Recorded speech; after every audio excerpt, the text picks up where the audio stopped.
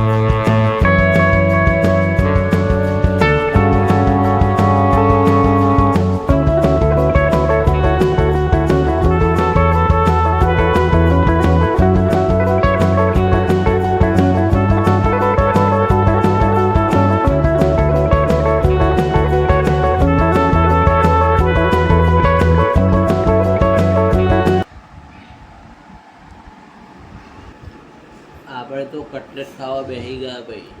જોઈ દેજો કટલેટ ઘેર બનાવી જાતે.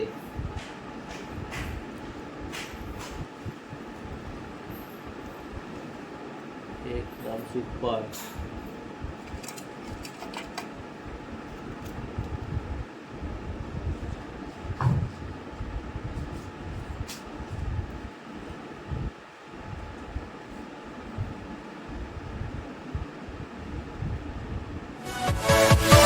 Yeah.